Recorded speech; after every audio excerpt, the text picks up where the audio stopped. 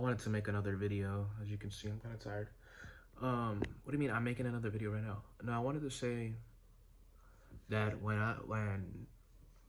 you get to a certain point, now this is the thing. When I'm meditating, when I do my pranayama fully, I do my stretches fully, I go to my gym, I go to the gym, I get some nature. I do all that with fully, right? No slacking. And then I get into the meditation in just a 7 minute. And if you can do even better, maybe a 12, maybe a 15. But I noticed that when I'm meditating and I get into the state of meditation, then everything that was once like a struggle is no longer a struggle. But when I get out of it, when I get out of the meditation, there's a couple lasting effects. But then like as you progress, as you get deeper into meditation, what happens is like you enter into this new phase of like, I don't know what it's called, but like there's like a new phase of like energies that make you not want to meditate, that make you not want to do the stuff that you've been doing. If you go to the gym consistently and you meditate 2 times a day consistently, and you visualize 3 times a day consistently, and you do all these things every single day consistently, you don't use electronics consistently, you might be able to go for a week pretty strong, because all you're dealing with is just quote unquote negative emotions, surface attachments. But then what tends to happen as you go on is maybe the second week it'll kick in, maybe a little earlier. You get this sort of hypnotic drift, this sleepiness of energy saying, you've been to the gym, you've meditated already, plenty of times, 2 times a day. You visualize plenty of times a day. So what happens is, hey, I already visualized, I'm not gonna do it right now. Then you start, what happened then you start meditating later, and then you start going to the gym later, and you start sleeping in more. You might open up a little bit of you might open up an application you weren't opening up. Like maybe you might want to play a little bit of a game here, you want to play a little bit of chess here, and then what comes as, oh, it's a positive game, it's a positive game. Oh, you might watch a YouTube video here, you might click on a stream for 5 minutes here, then the stream eventually becomes an hour, then 3 hours, then 10 YouTube videos, then multiple gaming sessions.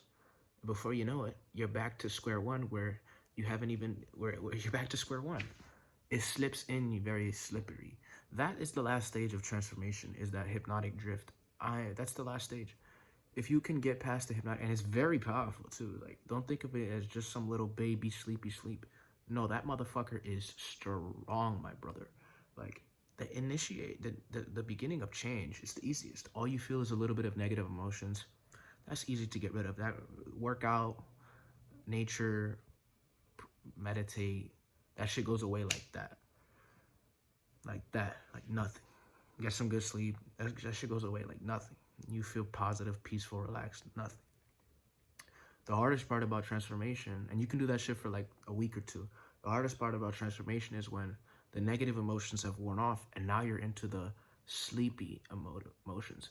It's sort of as if your mind is becoming still, and the soil is becoming still. So any seed that enters in, the soil is trying to call out to the universe for a seed, and the seed that it wants is what you've been doing. Maybe you haven't dug up the roots enough, so it begins to germinate again. And that's essentially what that is. The old you begins to germinate because maybe it wasn't dug enough, strong enough. And you get into this hypnotic drifty stage. But at the end of the day, that's the part that you need to overcome. The days that you don't want to meditate, that you really don't, and you're just really not feeling it. You're just really saying, you're just questioning life. This and the confusion aspect. Oh boy, meditating 2 times a day, boy, you're gonna be confused. You think that's just gonna relieve your confusion? No, buddy. That's gonna make you even more confused. Of course it is. Yeah. What you've previously known your life to be will no longer be your life. It will be into something new, and it's uncharted territory, and you're gonna be fucking confused, my brother. Trust and believe it's gonna happen. And maybe you don't be confused, but I'd like to think that most people will be confused. But everybody's experience is different. This is just my experience. But I think confusion is a big part of it. So that's that.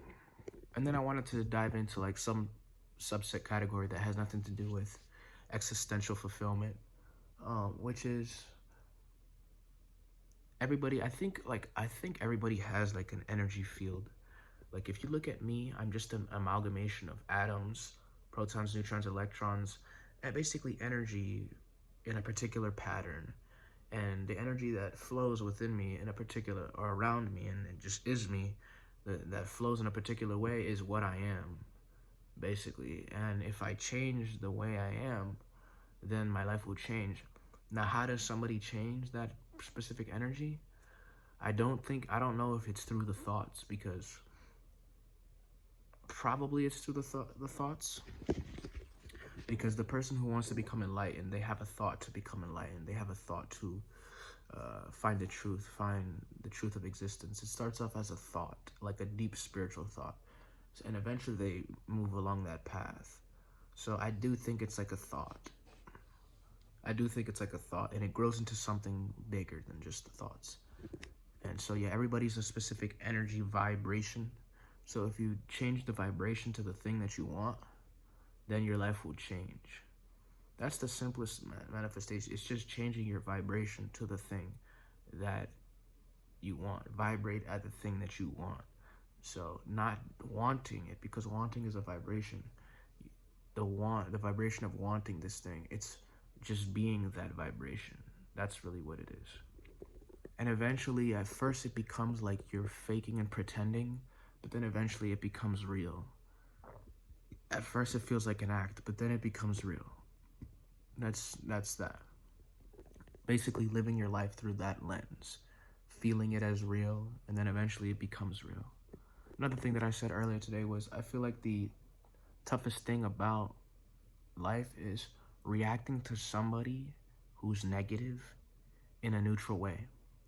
So, not even just talking wise, but when somebody says something mean to you, do you get sad? If you get sad, you lost. If you get angry, you lost. If you remain peaceful, even though someone attacked you with mean words, you win. Even if they hit you, if you remain peaceful, you win.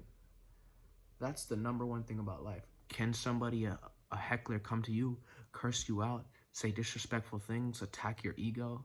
Can you remain peaceful? If you can, you've won at life. You've won. That's one thing I want to say. Yeah, I think I touched on everything. That's basically the end of this video.